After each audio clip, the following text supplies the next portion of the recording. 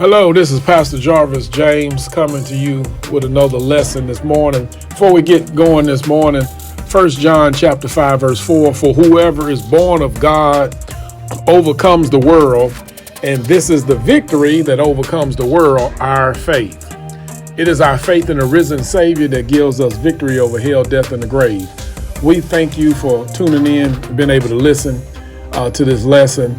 We want to go into a gym this morning. That gym replicates life, and we want to stamp this gym with the slogan, what God doesn't erase, you must endure. What God doesn't erase, you must endure. I know many of you all are just like me. I've had many gym memberships, and I've canceled many gym memberships. I've used gyms, and then some gyms just use me. You have those January 1st athletes that they sign up on January 1st and they going to train like they're going to train for the Olympics. Then by January 15th, the gym is empty again. Treadmill is empty, and this membership is just taking out money monthly. Then you have the ones that really actually go to the gym. I've seen those kind of folk, and I've been those kind of folk that go around the gym. They just walk around the gym, grabbing all the weights like they about to go ahead and do a big yard sale. And they start asking people, you using that? How about that one? Let me just collect all these dumbbells so I can use these things later. I've been the mirror guy. You know who the mirror guys are. They lift one rep, then they spend 5 minutes in the mirror flexing their muscles like they're on a movie show. And I'm like, man, look, am I paying for a membership or I'm paying to be in this mirror? Then you got the people that's got that invisible workout. You know, they come in the gym, they change clothes, they walk around with a water bottle, and they leave without breaking one sweat. And they say, well, at least I was there for an hour. And then you got those ones that, you know, they get on the hardest machines in the gym. It ain't the treadmill, but it's really the front door. They go ahead and go to the front door because some folk can't even walk through it for a long time. They'll say, well, I'll go tomorrow, I'll go next week, let me schedule it for another time. But all of these has been things I've observed in the gym. But when I've looked at gyms and I've seen some similarities of life in gyms, because whatever God don't erase out of your life, God is meaning for you to endure that. One thing when you look at gyms produces endurance. A gym produces endurance, and endurance produces strength. If you use gyms properly, you're going to build endurance, and endurance is going to produce strength. It's just like the weight training in the gym. In the gym, muscles don't grow without resistance. The heavier the weight, the harder it feels. Muscles don't grow without resistance. The heavier the weight, the harder it feels. In life, trials are those weights God allows. That's what James chapter 1, verse number 2, verse number 4 says, that when we go through tests is not punishment. They are resistance. They are designed to grow us in our patience, grow us in our perseverance. Because without resistance, your muscles will not get stronger. Without the trials of life, your faith stays weak. That's why I always say a faith that cannot be tested is a faith that cannot be trusted. If you cannot have your faith tested in life, then you shouldn't have your faith trusted in life, because you can't trust your faith that has never been tested. So secondly, when you go to the gym, a gym, supposed repetition builds your muscles. Doing things over and over again, repeated tests, builds character. If you're going to get better character in life, you're going to go through the same things over and over again and just learn how to get stronger through it. No one gets stronger really by just lifting one dumbbell. Nobody gets stronger by just lifting one dumbbell one time. It takes repetition, set after set, after set, after set. It takes repetition. I'm going to do 10 in this set, 15 in the next set, 20 in the next set. That's the same way with spiritual endurance that comes from repeated testing. We learn patience and trust and strength over time. Our light afflictions is but for a moment. It's working for us a far more exceedingly weight and glory. For we look not at the things that are seen, but the things that are unseen. For the things that are seen are temporal, but the things that are unseen are eternal. You don't see how your muscles, those little tiny tears, are producing stronger muscles for you. But that's what trials do in your life. Each trial is a rep. It's a rep. It's building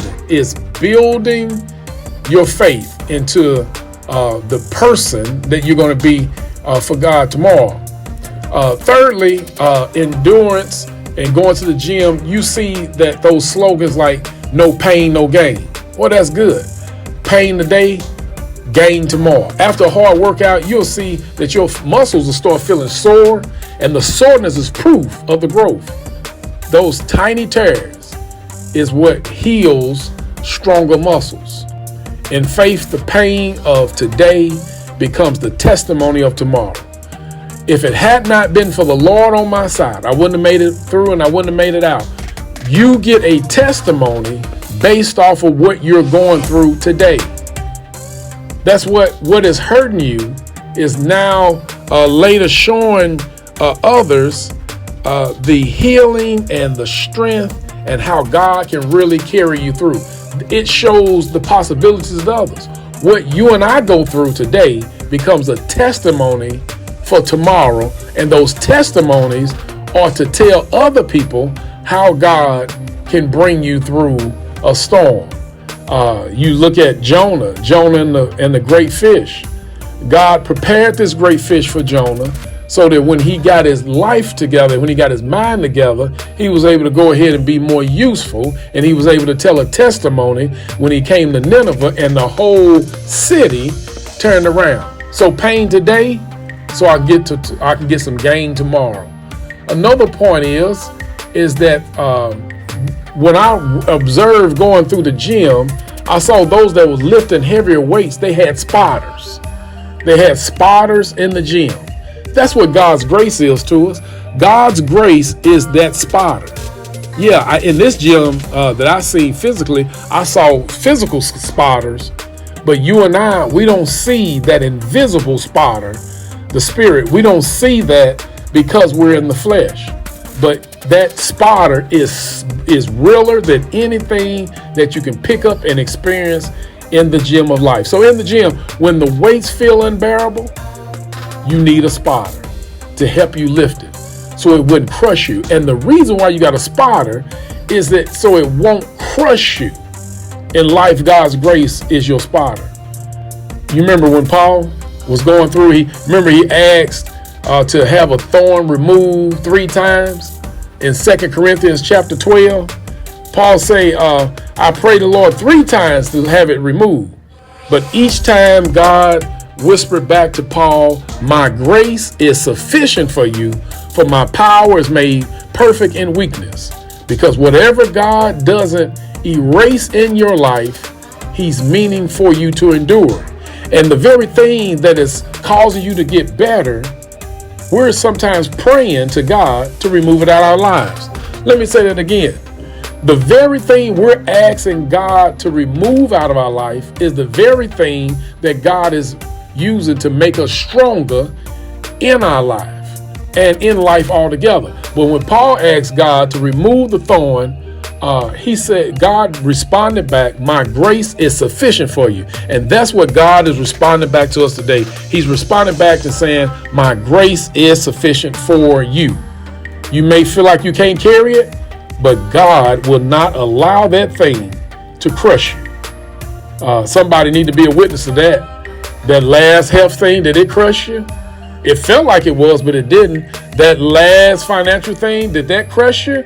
It felt like it was, but it didn't. That last relationship thing, did it crush you? It felt like it was, but it didn't. That last bully, did it crush you?